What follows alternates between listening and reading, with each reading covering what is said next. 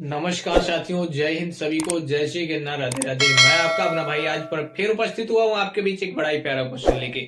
आज का जो क्वेश्चन होने वाला है बड़ा इंपॉर्टेंट क्वेश्चन है। तो आइए क्वेश्चन के बारे में बिना देरी किए हुए क्वेश्चन के बारे में जानते हैं। क्वेश्चन क्या दिया गया है हमें। देखिए, इस तरीके के क्वेश्चन कहीं ना कहीं बच्चों को भ्रमित कर देते हैं। क्या करते हैं? भ्रमित कर देते हैं। तो आपको करना क्या है, देखिए हमें क्वेश्चन दिया है दो संख्याओं का योगफल 18 है तथा उनका जो गुणन मतलब 80 है। दो संख्याओं का जो योगफल है वो कितना है? 18 है तथा उनका जो गुणनफल है वो कितना है? 80 है। तो उनके व्युत्क्रमों का योग कितना होगा? यानी उन संख्याओं के उल्टा मतलब व्युत्क्रम का मतलब होता है उसका ठीक विपरीत। क्या? ठीक विपरीत संख्याओं का योग क्या होगा?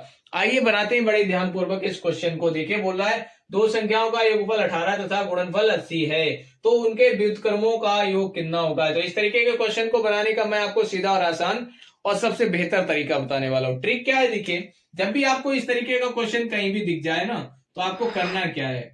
कुछ नहीं करना है, बस आपको क्या करना है, जब भी आपको कहीं भी व्युत्क्रमों का अगर योग ज्ञात करना हो, व्युत्क्रमों का अगर आपको कहीं भी योग ज्ञात करना हो ना, तो आपको क्या करना? व्युत्क्रमों का योग बराबर क्या होता है हमारा सूत्र। जो भी आपको देखिए ऊपर क्या करना है, ऊपर रखना है आपका आपको योग रखना है। यानी जो उन संख्याओं का योगफल जो दिया गया है उसको आपको ऊपर रखना है, और बटे में आपको रखना है उनका जो भी गुणनफल दिया गया। क्या? जो भी उनका उन संख्याओं का जो गुणनफल दिया गया है उसको बटे में रखना है, और ऊपर आपको मतलब अंश में आपको रखना है उन दोनों संख्याओं का योग। यानी उन दोनों संख्याओं का योगफल कितना दिया गया वो आपको रखना है अंश में। और हर में यानी डिनोमिनेटर में आपको क्या रखना है? डिनोमिनेटर में रखना है उन दोनों संख्याओं का जो भी गुणनफल दिया गया वो आपको रखना है हर में। इस तरीके से आप क्वेश्चन को बनाएंगे। तो आइए बनाते हैं बड़े ध्यानपूर्वक। तो आपको योगफल कितना दिया गया? तो योगफल आपको दिया गया 18। कितना दिया गया? 18 दिया गया है। वहीं आपको इन दोनों संख्याओं का गुणनफल कितना दिया गया? तो 80 दिया गया है। इस तरीके से अब जब आप इसे मतलब काटोगे, जब इसे मतलब काटोगे तो ये किस दो से कटेगा। तो देखिए 9 दूनी कितना हो जाएगा? 18 हो जाएगा, और 40 दूनी कितना हो जाएगा? 80 हो जाएगा।